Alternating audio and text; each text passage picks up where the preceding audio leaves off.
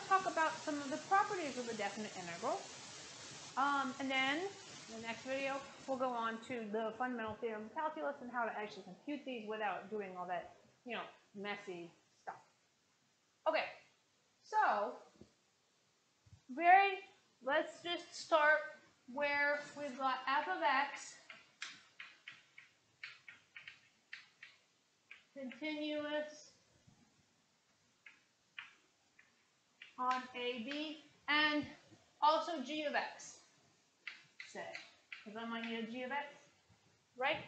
And so let's see. One thing that you need to sometimes do or remember is if we switch these guys,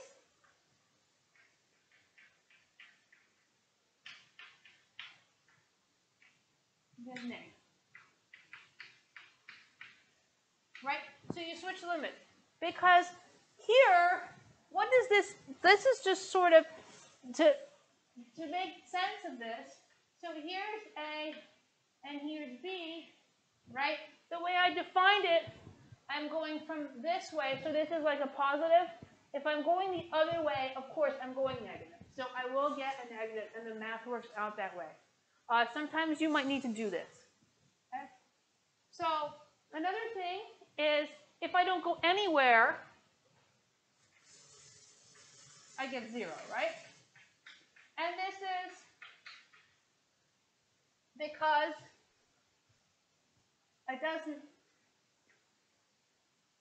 there's no area under a point, right? Area is a two-dimensional concept. It's not going anywhere, then I got no area. Okay, so the integral from A to A is 0. Okay. Now, another thing that's very easy to see, let's say I have a constant function, y equals k, right? And here's AB. Well, I have a rectangle. I only have one rectangle, right? We know what the area of this is. It's k times b minus a, right? So if I do the area from A to B of k dx, it's just k, the same way each time, right?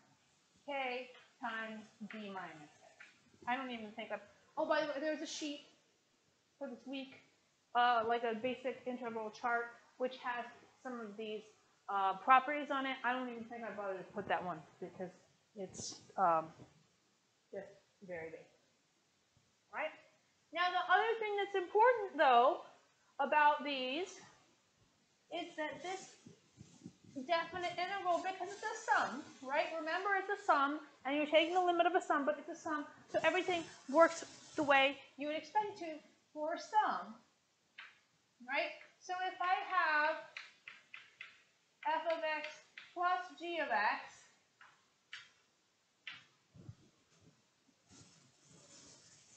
I'm doing a sum, I can pull it through, right? So this is like a linearity property, a linearity of the integral.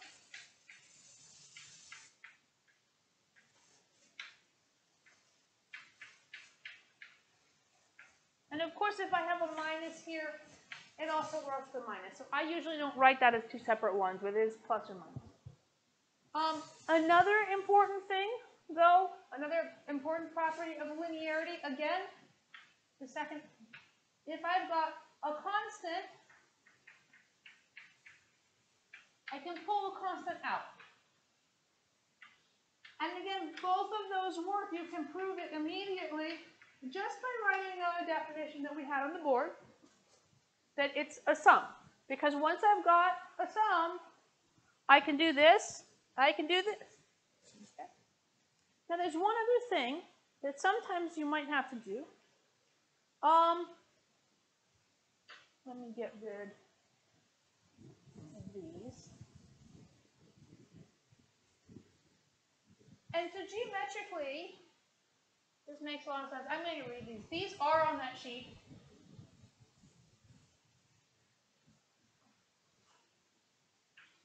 So just if you want to think about this geometrically, here's your area, A, B,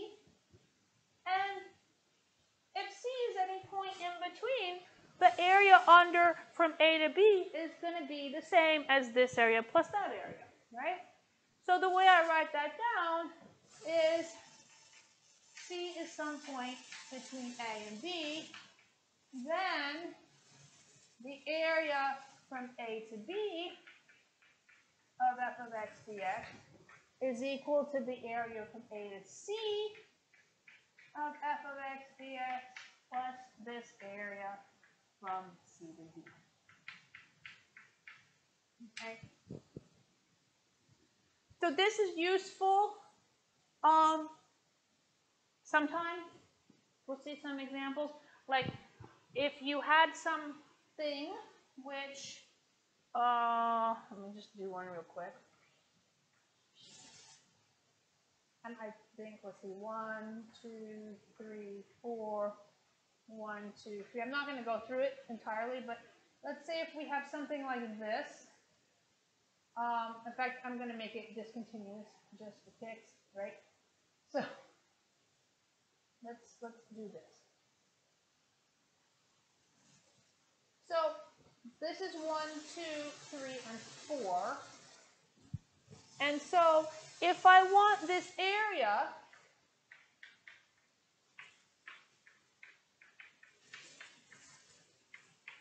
I can break it up into those 3 pieces using this. What about this discontinuity? It doesn't really matter, right? Because that's just one point. It's like this is one rectangle and it's the other rectangle. So I can break this up from 1 to 2 and 2 to 3 and 3 to 4. Okay? And because I chose something very simple here, I can figure out the area of this triangle, the area of this rectangle, and the area of that rectangle, and that will give me the area under that whole thing. Okay? So this is an example of where we'd use this kind of property. The other thing, that last property, those are really the most important ones. There are some comparison properties. So I'm going to mention those. But really, we saw the ones that we will use the most often. These comparison ones, we don't use them that often.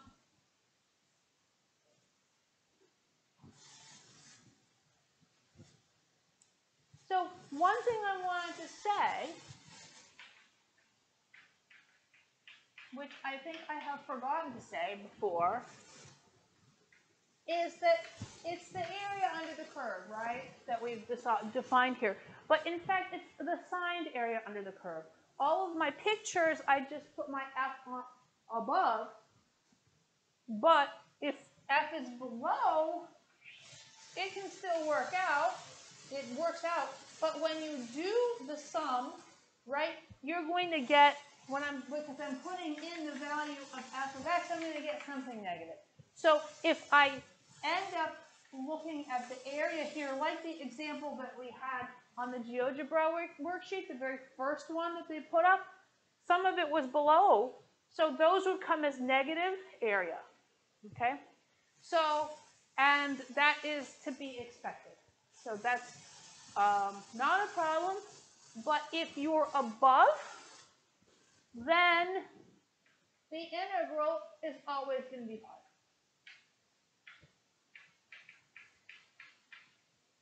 So this, we do sort of use this one sort of as the check, right? Because we expect certain things are going to be positive if we're finding the area of something that underneath something that's positive. If we're finding a volume or something like that, we expect a positive answer. So that's maybe in your mind, like if you get a negative answer, does it make sense? Sometimes a negative answer does make sense, but sometimes a negative answer doesn't make sense. So that is basically how we use this. It's like a quick check. And then we have also, if one function is bigger than the other, then of course the integral will also be bigger.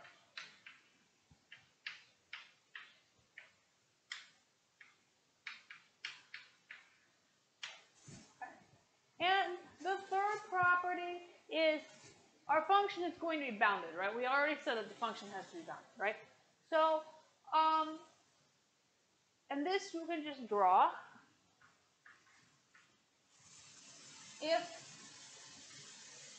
the little m is the smallest that f of x gets, and big M is the biggest that f of x gets, then f of x dx is bounded between big M, b minus a, and little m times b minus a. And this just makes sense graphically, right? Because if this is a and this is b, I'm going to pick my whatever. Here's my, I'll make it big enough so we can see it. Okay, so here's my function, right? So this would be little m. It's the smallest it's going to get. This would be big M, right? So the area here, this area, of course, is smaller. That's like the minimum. And then this area is bigger. That's going to be the maximum. And that would be that whole thing. So you could, that's the idea of this. We don't really use this very much in this class at all. Maybe we once. It's not used very often.